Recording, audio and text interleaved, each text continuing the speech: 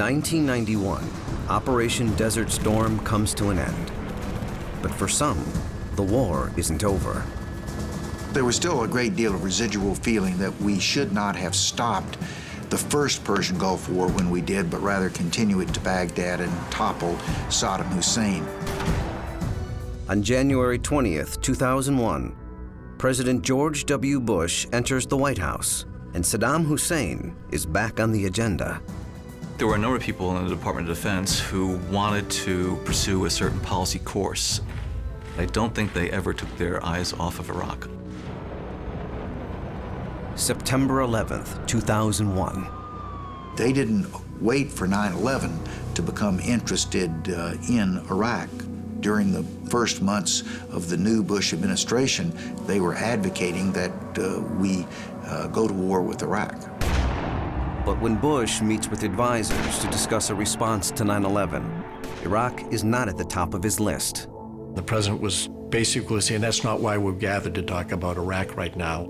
I went out and talked to Paul Wolfowitz during a break in the meeting, and I said, let's cool it on the Iraq stuff for a while. The president's focus is on Afghanistan. This is where Osama bin Laden operates, under the protection of the Taliban, the country's ruling Muslim sect. After 6 weeks, U.S. forces have dismantled the Taliban, but are still pursuing bin Laden. Meanwhile, administration officials continue to pursue Iraq. We're also working to try to prepare our nation for the next war. Since 9/11, the administration has suggested that Saddam Hussein might attempt something equally diabolical. But this time, the stakes could be even higher. The situation, I think, that leads a lot of people to be concerned about Iraq has to do not just with their past activity of harboring terrorists, but also with Saddam Hussein's behavior over the years and with his aggressive pursuit of weapons of mass destruction. By January 2002, Saddam's use of torture and chemical weapons and his alleged possession of WMDs have earned Iraq membership in a notorious club. States like these and their terrorist allies constitute an axis of evil, arming to threaten the peace of the world. Germs and chemicals and dirty bombs and all the rest of it. The mecca, if you will, for WMD and the infrastructure for production of more WMD was in Iraq. Most people would agree that if someone's leveling a gun at you and you can prevent him from firing, you should do so.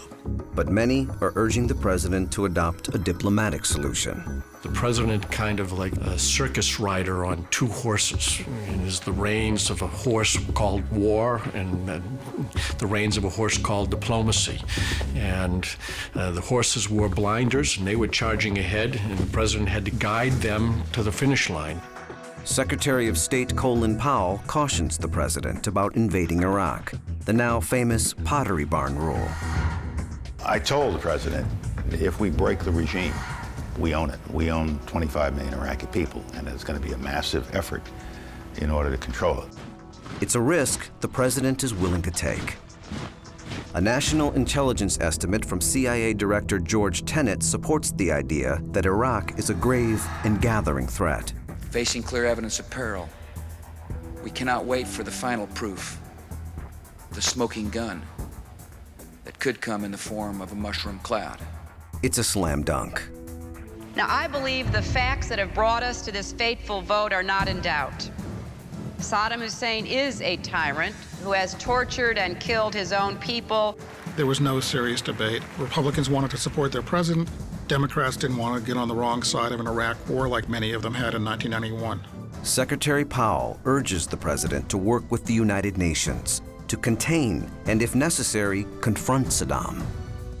Through intense negotiation, I lived either in New York or in my office on the phone for 7 weeks to get Resolution 1441 unanimously approved.